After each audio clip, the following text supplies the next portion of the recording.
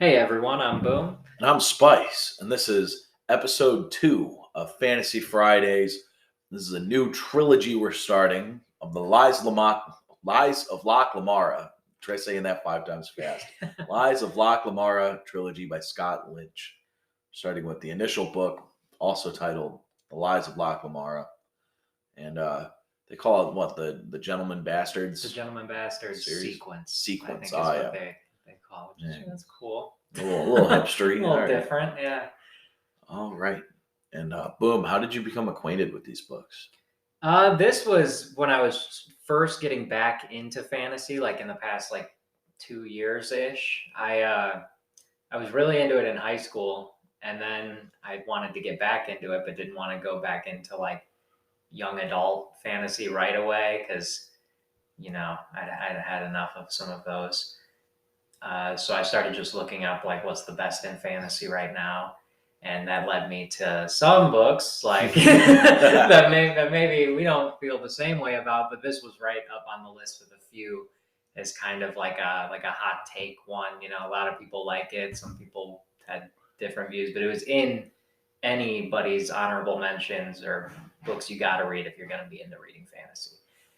And Yeah, I can see this I being think they're divisive. right. Yeah, I mean, with both of those things, I think it's totally you got to read it as a fantasy book if you're going to be into that genre. Yep. But also, I can see where people are coming from with not everybody liking it. Oh no, it's definitely divisive, even just within my own opinion. Like it skews in such extreme directions when like the trilogy goes on. Then like it's we'll get to that. We'll get to that part.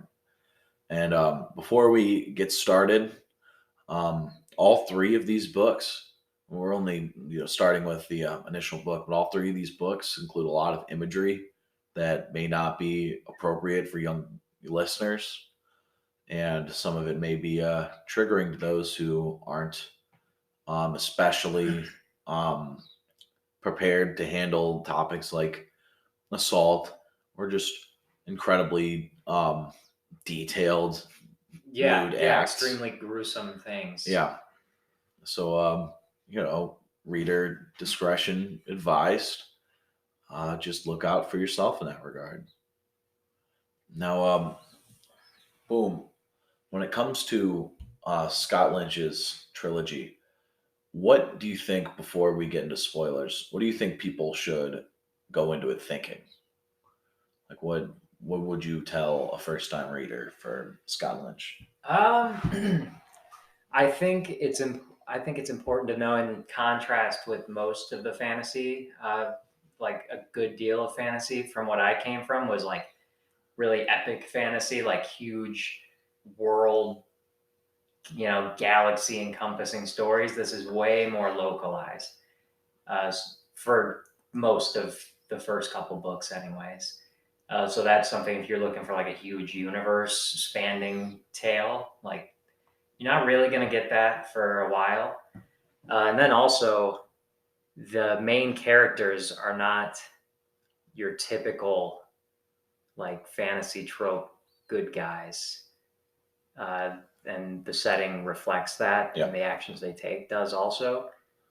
So I think that's something to keep in mind without getting too spoilery. There really isn't much in this book that you call unequivocally good or bad in terms of, well, bad, yeah, but good in terms of people who stay both on the right side of the law and avoid victimizing people in general. Very few people in this book. Yeah. Could you say befit that? I think working in Shades of Grey is interesting. It's a little less interesting nowadays because it feels like every single piece of media now needs to have Shades of Grey there. I get it. I understand that nuance is important, but like it's just become so ubiquitous in our culture. So it's a double-edged sword. I get it. Maybe it wasn't as trendy when he wrote this, but Yeah. it certainly feels trendy. These guys written a while ago. Yeah, at least 10, 15 years ago. Yeah, something like that. And Scott Lynch is still actively writing, to our knowledge, but he has yet to release a fourth book. 2006. 2006, yeah. I was right about there. Yeah, like you're saying, the rest of the books are titled. There's supposed to be 7 in the Gentleman Bastard sequence, and they have like titles. And Thor Novemberling you can find is the title of the 4th book. It's on Goodreads. Yeah. Like it's on Amazon. Like you can buy it, but it's not actually a thing. Pre-ordering. He's gone through. He's had some trying couple of years. So Yeah. getting back into writing has been not in the forefront for him. But from what I hear, there's progress being made. I guess he's had like editorial copies like submitted, so we could get more. I hope so. We'll get into why I'm not as enthusiastic, but just for his own sake, just for his own financial and mental well-being, I hope he's doing all right, and I hope writing is serving him well. Boom, is there anything you'd like to say before we get into the spoiler section? I guess as far as like recommending this book, I would at least the first and the second. And if you're, once you've made it that far, you're pretty much in there. So yeah, I'd still on the whole recommend these books for sure. What do you think, Spice? I think they're good. I think their flaws are like, it's hard to take a look at like our contemporary reads that we've done, or most contemporary books, and compare it to this, where it's like the warts on these books are so much more obvious than like those on something like I Know Why the Caged Bird Sings, or like what am I thinking of? The Hour of the Star, where with those you sort of need to start nitpicking. With these, it's super obvious. It's super obvious the sort of things that are problems in these books, and we'll get into it. So they're imperfect, but I'd recommend them to a lot of people because it's got strong characterization, strong world building, which is almost a problem in that he doesn't remain in the setting, but we'll get that in the sequel. Strong characterization. I'd say the villains are all pretty unique, at least in the first 2 books. Last one, I don't even know if you'd call them villains. It's complicated. We'll get to circumstance villain. Yeah, I don't, just being where they are. Yeah, I don't even know what you'd call it, but overall, I'd say it's a fun trilogy with a lot of good characterization, good settings. So you've got a lot of positives here with pretty obvious but forgivable negatives for the most part until you get to the last book. Anything else? No, I think that's a good opener for it. All right, and if anyone wants to depart before we hop into the spoiler section, please enjoy Lies of Locke Lamora by Scott Lynch, Red Seas Under Red Skies by Scott Lynch, and The Republic of Thieves by Scott Lynch. And we will see you soon. Oh, wait, next book. So after these 3, we will be doing Elantris by Brandon Sanderson. I've read it. Boom's in the midst of reading it. And I won't spoil our thoughts on it compared to the other Brandon Sandersons we've read, but it's certainly an interesting book. It's an interesting little book. Mm-hmm. So I think it's worth a read. On that note, I'm Spice. I'm Boom, and thanks for listening to that 9 minutes. Welcome back. Now, Boom, give me your thoughts on this book with spoilers now. Okay. Yeah, so I'm going to start off with things I really like about this book. And one of the big ones for me, it's a big, well, I hate to say it's something I really, well, we're talking as if book 1 is all I know right now. So, okay. So just keeping that in mind, this book is one of my favorite examples of your main character not being some like chosen one most powerful guy always has enough magic because the story needs him to, kind of deal. Like they live in a world where magic exists and is incredibly powerful and scary, and the main characters have none of it. And that creates like a really cool dynamic for me because like they have to use a little bit more cunning planning. They're coming up with these cool plots. The whole thing with Don Salvara, I think it is. Yeah. And doing the double plot where they're telling on themselves to get the gold. Like that's pretty cool that they have to do that instead of it's just this character. Your main character is this ultimate good guy who has a lot of magic. The bad guy also has what seems like more magic, but because he's the main character, he's able to dig in further because he's chosen to, and he can overcome that magic with his. That gets a little bit old. So this, like, coming onto this after reading some of what we've read lately, like, was super refreshing for me. Hero of Ages Vin syndrome. Yes, yeah, where it's just like this person, it's like, okay, so they never stood a chance. She just fought God. Yeah. Twice, two different gods. Yeah, no, this guy is very much not a god. I mean, he's described as medium, like in every aspect. He's just a regular dude, pretty scrawny.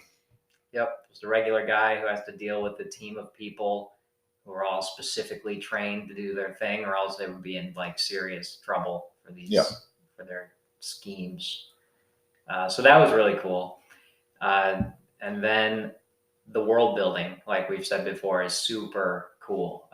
Camorra kind of gives me like a Venice, Italy kind of vibe, like in the closeness of the city. Yeah.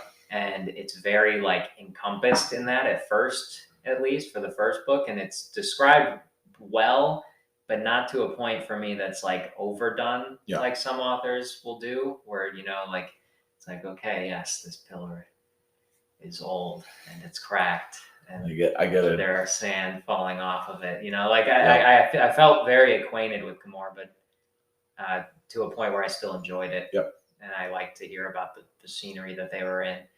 I think you can do a good job of describing a place a little bit better when it's more contained like that, as opposed to like epic fantasy where you're talking about an entire planet or sometimes several planets, and you just get a little bit, like some lore is thrown out here, and you're like, well, was that even necessary for me to know? That you don't really need a map, I think, is telling. Yeah, exactly. A lot of books, they will print a map on there just to kind of give you an idea. And even that, it's like, I'm not flipping back to this map often, I don't catch the almanacs until the end. Yeah. Ever. I always get tricked. I don't know. I wish they put something in the foreword, be like, hey, skip to this page if you want to read it. I always think I've got 20 more pages of a Brandon Sanderson book than I actually do. That's a glossary. His explaining the magic system. You're like, oh my god, I was if only I caught that 300 pages ago. I was so confused for so long. But no, this one's good for just reading through and being able to understand where you're at. So that's cool. A lot of good things there. I agree. I think there's a lot of creativity with the characters. Like, I think Father Chains and his gimmick, and him still being a priest, just not the kind of priest everyone thinks he is. I think that's a cool twist. I wish they had gone more into his backstory because it's fascinating and he's a cool character, and he's not really around for a lot of the book.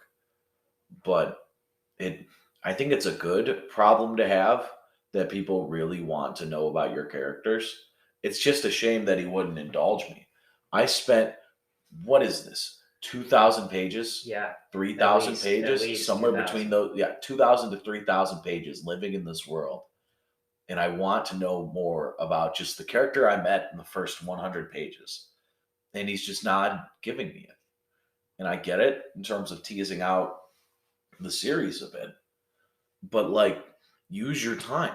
I'm here with you. Like, I'm. Yeah, and as often as these flashbacks happen, like the interludes where we're getting to learn, we get to learn more about Locke and Jean and Carlo and Galdo, but Chains is still just this mentor guy. If we could just go back to like his upbringing, it has to be crazy. He also lived on the farm. Like, they send these young apprentices out onto excursions, which I find fascinating. I love the idea because there's these little interludes where, Kello and Galdo are off in some school for acting or thievery. You've got like Jean going to this martial arts school and learning swordsmanship and fighting. And you've got like Locke going to this farm, just getting gritty and learning all these practical skills. And I think it's one, a system that harkens back to an interesting time in American history where it was like, hey, if you wanted to learn a skill, you need to know a guy who knows a guy who works like on a printing press. And now you're this little 14-year-old kid learning to set typefaces for printing and all this stuff. And now you're in the trade. Mm-hmm. And I think it's a cool way of going about that, where it's like Locke earned these skills. He's naturally good at lying, but beyond that and being the sneak, he learned everything else through this guy. So I think that's an interesting part of it. I really enjoy that they're specialized. I've discussed this in the past. I love specialization. I love, like, I don't know if it's because I like basketball, but that's a pretty good analogy for me. I like a dude who just hits threes and plays defense. In this case, I like a dude who's just a tank, but also is really good at math. Like, it's like boom. Yeah, it's weird, like the way he put these puzzle pieces together with these kids. You know, it's like you got John, who's like the brute dude, but also like the smart dude. Yeah, it's an interesting thing, like just what he saw their competencies were like as they were coming in. Yeah, to be able to and then going to ship them off like that. That is really cool. And the place that he went as a kid, John, like with the thorns and that would take your blood, like that. Yeah, the rose, like the blood roses. Mm-hmm. Yeah, that was sweet. That could be a book. That's the thing. There's just so many cool ideas. Yeah, it's just a shame that he didn't like. I am not a fan of superfluous books when it comes to fantasy, but like there's so much going on here. Just live in the narrative. It's like we get that last book, and it kind of gets to like what you might call in a different series an apex of sorts. But we're only 3 books in. Mm-hmm. Like, what's the rush? We enjoy the world. We like what you're doing. And eventually we leave this world. By the way, it's in all these episodes, spoilers for the rest of the trilogy. That's just going to happen. That kind of goes with having knowledge of all the books. Like, there's no way we're going to be able to talk as if we haven't read them. It's unavoidable. It's unavoidable. I like the setting. Why do we leave? It's like if I met him, that's probably what I'd ask him. Mm-hmm. Like what? Like I don't get it. You've got an excellent setting with a lot of really deep characters that we want to hear about. Yeah. And then before we get to really flesh out either of those things, we're somewhere else with the less, like, something that's less good. Who's your favorite character and your least favorite character? In this book. Okay. Specifically in this book. Okay. Only knowing what we know in this book. Gotcha. I probably like John the best. I just think that he's like such a cool, like a dichotomy of like this super tough killer dude with his, twin sister or whatever his hatchets. He calls whatever he calls them, and then but also being like this super like the nice dude of the bunch, like the guy who's having to keep Locke from losing it all the time. And he's got probably the softest backstory. Like, Locke doesn't know his family, but it's unclear whether they gave him up or not. Mm-hmm. We'll get into it. But by his estimation, he could just be like a bastard thrown onto the street. In Jean's case, we know his characters or his family's dead. And they did love him, and now they're dead. Yeah. He goes from this good childhood to having everything stripped, and now he's in an extremely different and hard environment to grow up in. So he's got the most relatable backstory. Mm-hmm. And who's your least favorite character, you say? Now, least favorite is in like, I don't like the way they are written as a character. I just don't like as a them. literary critique, Gotcha. not like Okay, I was gonna be like, I hate the Falcon. He's a bastard. But not in the same way our main characters are, though. yeah, but he's he's No. like he's stopping people from doing crimes. Oh, that's hard to say. You know, it might be I don't know. Maybe the twin sisters that end up being Yeah. bad guys. They are very one-dimensional, especially at the end. Yeah, because we don't know, like we didn't get to learn all that much about them in the beginning. So when they turned, you know, like the Gray King was like, oh, okay, that's why he's doing all this. It's like, not a whole lot of his family died. foreshadowing. But for them, it's like we didn't know. Yeah, like we didn't have any idea about that or That couldn't would've been guess nice. it. It was surprising because Yeah. they But never in a hinted at that at all. blindsiding way, not in like, oh man, that's so cool that we noticed it. Yeah, no, it was like, oh shit, yeah, that sucks for that guy, man. Yeah, shoot, that's a real He shame. trusted those too. Yeah. Oh no, those characters that we don't remember the names of. I'd agree with that. I feel like the Bonds Magi is such a cool idea that I wouldn't have taken this guy down so brutally in the first book. Because like the whole idea of like, all right, if you kill one of us, we're like wasps. It's over. We're all on you forever. There's no like, even if you kill all like as many of us as you want, it's not going to be over. It's a whole colony of people against you, and we're magic, and we know you. Like you're done. I think that's cool. I think the fact that Lamora lies about his name gets a little complicated later, but the fact that he has the presence of mind to lie about his name to everybody is really cool. Yeah, that made for a cool scene at the end there. Oh, it was awesome. But I think that they shouldn't have had him be so thoroughly defeated in the first book. Like, did they quarter him? Like, I think they took off his arms. I think they cut off all of his fingers. Yeah, exactly. And his tongue. Yeah, so he couldn't do any more magic. And killed his falcon. Yeah. So he's basically just like in this madness like state for a while. Yeah, until we'll get to it. Yeah, because they're like, well, we're not going to kill you, but like we're gonna ruin your that's life. Even worse, yeah, arguably. And as a person, like he's just a dude doing his job. I get they need to stop him from beating them.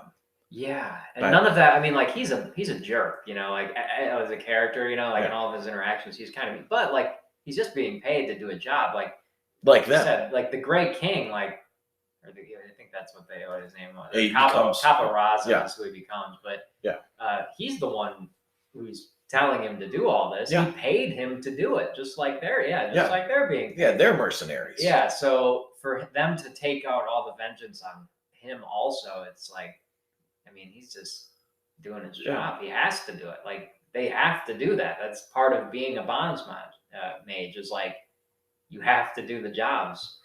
Maybe they're just too powerful. Like maybe if they had found some sort of metal that could stop a bonds magi from moving, and they like got him hogtied with it, and then like did the same thing where they throw him in the trash or whatever. Yeah, because in that way you're just kind of like, okay, you mouth. lose. Like, yeah, we're done with you. Like, come back some other time. You tried. Yeah, but they wouldn't be like being hunted by these people. Then you know, because this guy wouldn't have to go insane. Mm-hmm. Like it's a terrible fate that befalls this guy. It makes you really question whether or not like I get the guy killed all his friends, but like Locke would do the same thing in the same situation, barring minor moral concerns. That's it. Like like we're not dealing with good guys here. No. Like these guys are criminals. If this was like a Brandon Sanderson book and this was Vin doing this, no real qualms. because she's seen as like this ultimate good guy. Yeah. So if you Yeah. have the conscience to do this to people, like I'm gonna, you should be Yeah. punished for it. Exactly. They have no moral grounds to be like, you're a bad person. Yeah. We are not. What's the difference between killing people and making people financially destitute to the point where they're starving? Like, because that's what they're doing. Yeah. They've done it for so long. How many thousands of dollars did Father Chains and now them, by extension, steal from their parishioners? Yeah. And it's wild, because the only money they really spend is on getting the things to do their next job. Yeah, it's kind They're of very a treadmill. frugal. Yeah. Like, and they have fortunes. Like they could be done. They could retire. Yeah, exactly. But no, they just keep on stealing from people constantly. Little pickpocket thieves. Someone stole my wallet and took all my money, like assuming they could get to an ATM before I could cancel it. I would be ruined. Like I don't. No, same. Yeah, exactly. Same here. So what's the difference between that and killing me? Like if I just can't. Yeah, and they're doing afford- it in a lot of cases just to steal from people. Yeah. Like they're not even like for hire. Like that's like the bonds magi have like a whole code. Like That's we their get into society, later. That's how yeah. they live, and that's how they have to live. Yeah. So it's I mean, he's just doing his job, man. They thought you were gonna be. And this isn't a problem with the writing, friends. though. That's the thing. Like, this isn't the same as being like, oh man, these guys are too powerful or something. Like, no, it's fine to have these moral qualms. Mhm. I wish they'd address it some more, but I think it's not like an issue with the writing, other than maybe I would soften the blow on him just so it'd make like reading it and sympathizing with these characters easier. That's it. Yeah, because like at the end of the day, Locke is a bad dude. So for him to, he just does bad. It does make a certain sense that he wouldn't totally have the self awareness to be like, wait a minute, It would be better we're all for him. the same out here. It'd be better for him and us if we just stopped him from doing magic. Yeah. Without ruining his life.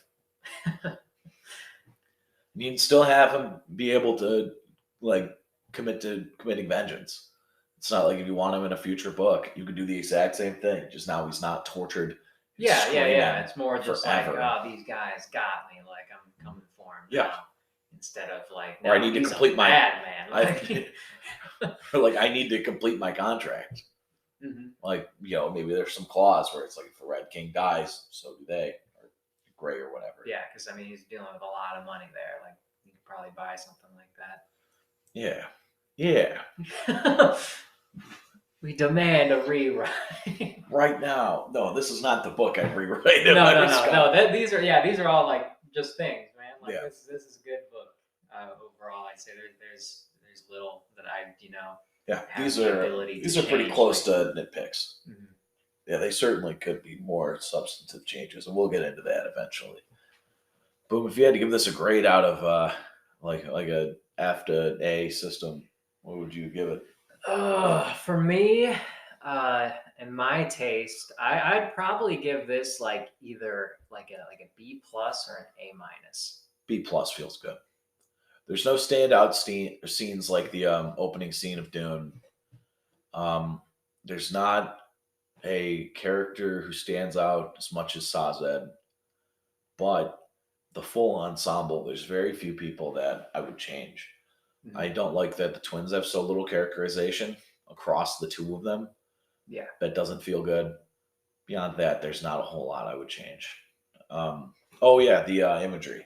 Yeah, there's some imagery in this book that's just unconscionable. Like way, way over the top and not in a cool way. Like this mob boss's daughter is like in a barrel of urine. Yeah. After she's killed. Yeah. And it's so over the top, so gratuitous. And like other people get eaten by sharks, like shark type animals. Yeah. Like it's just unnecessary. I don't need it. Yeah, that's fine. I think the whole like sinking of the ship with all of the money that was stolen from them as a death offering, as like a ceremonial offering from a priest in Locke. I think that's a really cool aspect. I think that might be my favorite part of the book. Yeah, and that's a cool thing to learn in the way that Yeah. they set it up and like, you know, just trick these people to spend a bunch of money. All right, I'm gonna pause it real quick. This only gives us a half hour. We'll be right back. All right, and we're back. Welcome back. but yeah, the imagery with the imagery, and then we went into the ship thing, the sinking of the ship. Yep. For the death offering. Really cool. Yeah. I think I think more of the clever stuff with like the death offering and the stuff surrounding the religion, less of just the brutal, gratuitous violence. I don't need it. I'm not that guy. No, and that's another like thing that's a little bit jarring with this book when you get started. Like the way that these people talk, I almost forgot. It's almost written like I think you mentioned it before, like where when it's like kids he first just learn learned how to swear for the first time, Yep. and he's like, "Oh, I am gonna use this." Like, and everyone swears. That's the problem. Yeah, it's not just our thief protagonists, and it's not just the villains. Everyone. Like, even, like, the Bonds Magi, like, this dude who's supposed to be sort of, like... regal almost. Yeah, very you know, neutral, like, above it all. Like, no, not... is the Spider of Cumorah in this one, or is that the second? Yes. Yeah. They're, like, revealed at the end of this one, you know, Yeah. like they're working in it. She swears for some reason. Even like the Don he's stealing from, you know, these he are like swears, his wife swears, everybody. Because like you said, it makes sense if it's the thieves. There's a whole society of these thieves, you know, and like for them to be over the top vulgar, like it's their lifestyle. It makes sense a little bit, I guess. Like pirates. Yeah, but they steal from like merchants or you know, like aristocrats, you know, like these people who like really you wouldn't expect it from, and they talk as if they're this like I mean, there's no break in how these people talk. Contrast would be nice. Yeah. That's really all I request in this one. Mm-hmm. Just contrast. I think one example of a good like contrasting scene in a fantasy book is spoilers for all future episodes of Fantasy Friday still. Yeah, we the way we read these things, like we read it all. We just know a lot of fantasy right now. Okay. So there's that scene in The Well of Ascension, I believe, where Elend just decapitates that one dude for sending the Colossus army. Mm-hmm. And there's never that level of violence ever again. And it's used as a turning point for this guy. And I think it's used in a really neat way. It's like, this is a landmark moment in this book. Yeah. This type of violence. So, like, the contrast is illuminating. And in this case, it would just make clear characterization. It's all you need. Just some people swear less than others. That's life. Yeah, I mean, it would even add to the whole being in costume thing, because then Locke would have to not swear either. The way he's maybe he catches his tongue with these people. Yeah, maybe that could have gone into his upbringing. Yeah. Like, listen, man, you can't be swearing when you're around these people. You have to. Yeah, that could even be a flashback. Yeah, like maybe he goes undercover with like one of the older like kids, like one of the twins. And it's like, hey, dude, like you gotta cut it out with your potty mouth, dude. Mm-hmm. Like we are dignitaries right now. Okay. Yeah, but now in here it's like the dignitaries are as bad as they are. So he doesn't have to change the way he talks. He just changes his dress. Just a little bit of like the shoot like type of stuff. Like that would be nice. Trying to think of other major aspects of the book that we haven't talked about. The ending is pretty ambiguous, and I thought Locke died for sure. Oh yeah, do you remember that? Yeah, I did too. It was weird though, because like you're reading a trilogy or a series, and like the main character, I mean, like that's like pretty certain death, it seems. Yeah, I thought that we were just gonna follow Jean. Yeah, just the gentleman bastard sequence, you know, like okay, the last of them. Yeah, Jean's I thought cool. I thought it was just gonna be Jean. I was fine with that. I would have kept on reading. Yeah, if it was just Jean. I love that guy. I don't know if I'd say I love that guy. He's good. He's good guy. Good guy. I don't like him as much as Locke or Father Chains though. Oh yeah, Father Chains, man. Father Chains is so cool. Yeah, and just the way, like, because those flashbacks are cool, and the way that he uses them. Yeah. In it's either something like just happened or is about to happen, and Yeah. then we get an interlude. Yeah. Where he talks about like where they picked up that skill or like why they do it this way. Yeah. So man, just there had to have been opportunities because that's such a cool thing to be acting like a priest, but Yep. is a priest. Very neat. Blind when he's absolutely not. I want to know how he dies, and they don't tell you how he dies. They've got to, because that's got to be a thing. Like, there's no way. Stop teasing it out, Scott. I just want to know. Especially if they're not out, man. Like, please. I don't care how he died. Like, he could die natural death, an unnatural death. He was an old man already. I like the character too much to just have him be dead and not know. Mm-hmm. Yeah, it just goes from being alive and your favorite character to all of a sudden he's just like a memory. Boom. Would you recommend this trilogy as a whole to people? Yeah, I would. I had a really good time with the first and the second book, like almost equally. The third book, not as much. Maybe of half a good of it. time, but yeah. But I think there's definitely enough here to. I mean, it's worth the read if keeping in mind everything we've talked about with the imagery and who you're getting with these characters. If that's something that like you think you could be into, I definitely wouldn't avoid it just because of the last bit of the last book. It is nice that there's no homophobia or racism in this book. That feels good.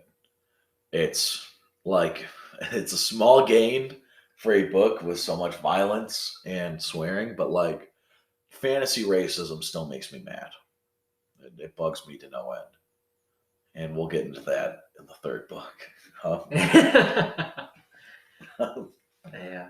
That reminds me, I had something crazy in the fourth Dune book.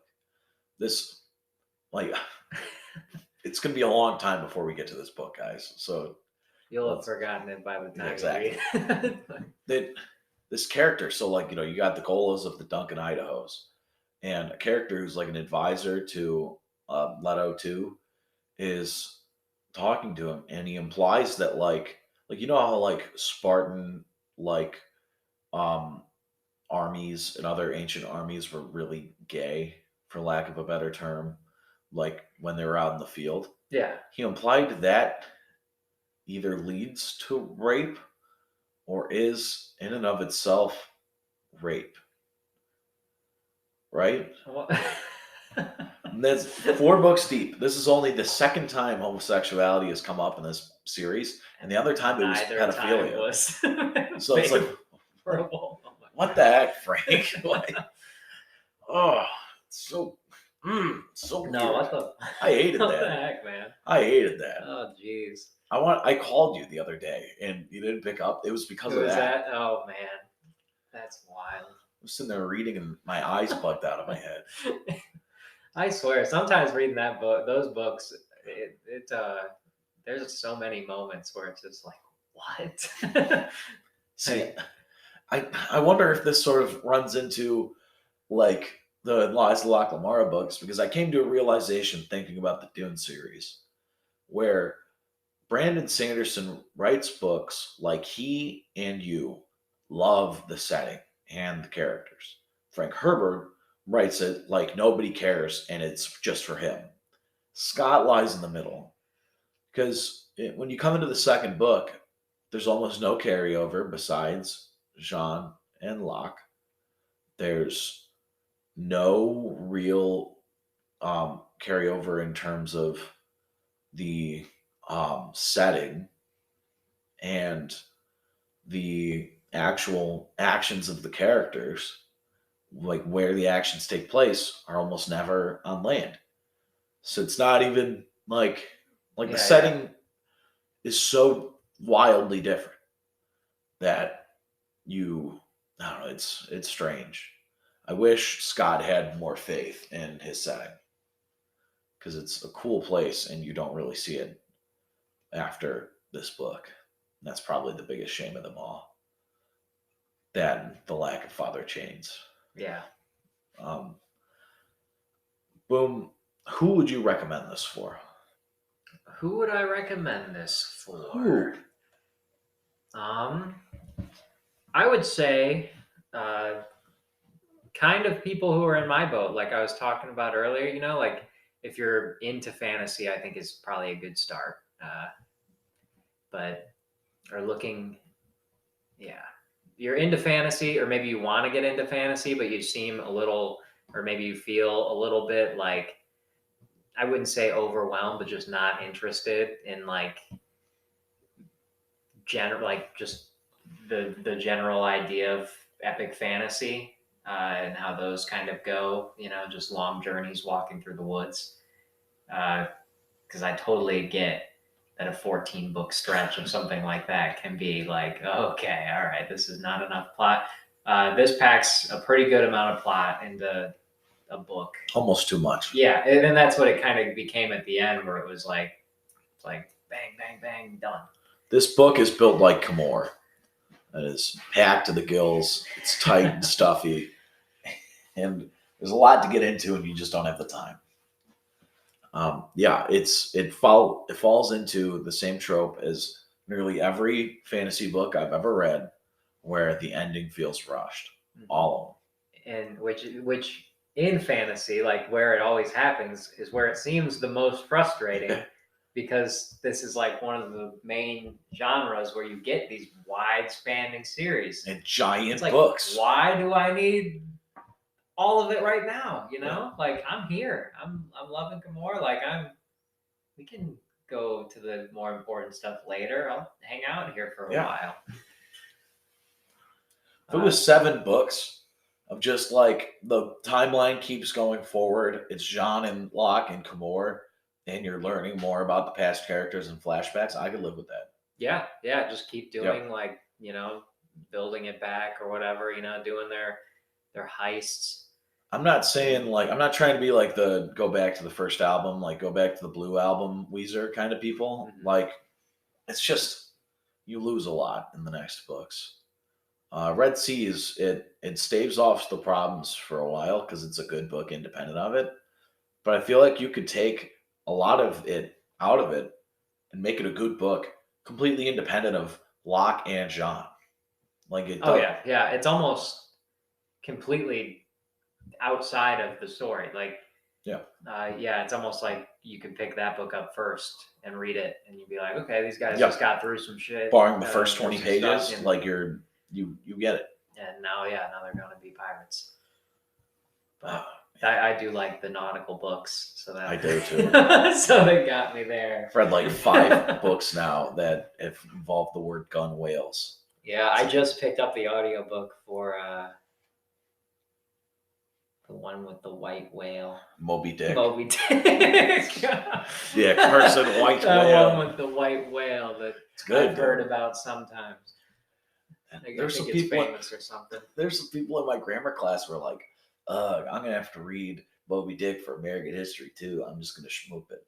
I'm like, don't say that in front of me. Don't do it. You will open up Don't this you can dare. of worms right here. You've got a whole summer. Like just let's do a chapter a day. Yeah, I think that's something else. Like with reading all these books lately, like my capacity for these like really big books is getting better. I read my longest book over my little Connecticut vacation. Mm-hmm. It is 1,200 pages long. It's called 1Q84 by Haruki Murakami. Yep. And we could cover it on this series at some point, but I'd like to save it for that season idea we have for just really long books. Yeah. Because it's good and really, really long. It's a fantasy book set in a dystopia, but a very sort of humdrum dystopia, not super different than ours, just minute changes. And it follows twin protagonists, not twins, but dual protagonists. And like this third protagonist gets tossed in there briefly, but like he winds up like getting out of the narrative pretty quick after that. But it's a good, engaging book. Haruki Murakami is not my favorite author, I've read. So it says something about this book. I'm pumped. Well, for it's not book. that because it's maybe my third or fourth favorite book of his, but I've read so much by him, dude. Yeah. Just since May, I believe, or late April, I've read like Hear the Wind Sing, Pinball 1984, um, A Wild Sheep Chase, Dance Dance, 1Q84, and First Person Singular, his short story collection. And I'm starting Killing Commendator, and that one's pretty solid so far. I've read 6 of his books in 2 months. It's just that good. His prose is just like what I eat up. Yeah, that plays a big role for me too. That's why I think I took out the Assassin's Apprentice series so fast, because I'm a big fan of the way Robin Hobb writes. Yeah, it just makes it like goes down like butter. water. Yeah, you're That's just awesome. Same way Sorry for the tangent. I've read so much of his stuff, dude. Boom, we're gonna have to do a Wild Sheep Chase. You'd love it. Oh yeah, no, I'm in. It sounds awesome. I had an idea for a series just called like Our Favorite Books, for like stuff like that, where there's no real place for it because it's realistic. There's like a fantastical realism where it's our world with sprinklings of weird little tidbits that aren't realistic. Mm-hmm. And it's fun, but it's not quite fantasy. And I wouldn't want to pigeonhole it. So I don't know. We'll think of something. Maybe it'd just be a random read. Who knows? Yeah, something Who like knows? that. We'll figure it out. I'd like that series. Going into something like knowing that we're at least one of us is having a really good time. I'm not having a lack of fun with fantasy. Yeah, no, I mean, but even some of these, like, because we're picking stuff like, that I haven't read either. So sometimes, like, we get one where it's like we're both just disappointed. But I like the idea of at least going into it like knowing someone's like at least your pal here enjoyed it, so you'd be able to pick out some stuff you like too, or find a book that might be a new favorite. Yeah. Boom. Do you like that I took the plunge to get into fantasy? Yeah. I'm glad. No, it's cool. It's good. Like, I like having someone to talk with about fantasy, but also I think you shine a pretty like realistic lens on it for me as well. Because I think I'm like just inherently like an along for the ride kind of reader. And I'm just not. And you're not, which is, it's a cool, it's a good thing. Because like for me, it's like, in general, like I'll read a book, I'm just like, all right. Yeah, that's a good book. Like I'm just here for the ride. I'm not like making commentary like they wrote it. I'm like I'm reading it. But I think it's cool to take these books that maybe I like read before or wanted to read, and get to come and talk with them, talk about them with you, like pointing out things that I totally like don't look for in books, and then being like, you know what? We do deserve better. It's like when you go out to eat with your girlfriend and like they don't bring you the right food, and you just be like, oh, okay. I guess I'll eat that. All right. And then she's like, wait a minute, send it back. You ordered this. So I'm like, you know what? I did order this. Like the only problem is that you're catching it like the steak is eaten. Like it's already gone. Mm-hmm. And then I'm like, send it back. It's like, yeah. Oh man. No, I'm glad. I was asking just because like I'm happy that we're doing this. It takes a lot of effort for me to read this much of a genre that I'm not as into, but I think it's paying off because I like being able to give you the satisfaction of having someone else read your favorite genre with you. I think that's a good feeling. I think it's a feeling a lot of people would like to have. No, for sure. I'm glad, man. Yeah, I get damn into reading, and then he starts reading these like girl books. No, yeah, be like those books, and then like this other like his next book that when I just read. I read it so I could like talk about it with him, and he's like, "That's the best book I've ever read." His taste is I weird. don't know if that's the best book I've ever read. Well, he hasn't read enough books. Yeah, well, yeah, we're talking out of like 3. Yeah, so. exactly. Like just this year, for this past calendar year, for this series of the podcast, I read 3, 6, 7, 8, 9, 10, 11, 12, 13, 14, 15, 16, 17, 18 books. Just for this series, just for fantasy. Yeah, that's just for this. Outside of it's a lot of reading. Yeah. I think I'm somewhere around the same. Well, obviously, Yeah. somewhere around the same. But like I still read like outside of this too. Yeah, I read those 6. I know you do. I know books. you read a lot. You'll go on a tear. Yeah. I have my I moments. just read 6 books. Oh man, boom! Any last thoughts? I think I'm good for book 1. Yeah. I think we still got a whole bunch for book 2. Yep. And beyond. Obviously, book 1, there's like it was mostly just like it's good with its flaws. So that was good. Book 2, I think it's just gonna kind of be like a walking down a set of steps, but it's not super steep yet. No. I'm still an enjoyer. No, we haven't taken the plunge yet. But yeah, no, I think that's good. I think we gave them a good episode. A fair shake. On that note, I'm Spice. And I'm Boom. Thanks for listening.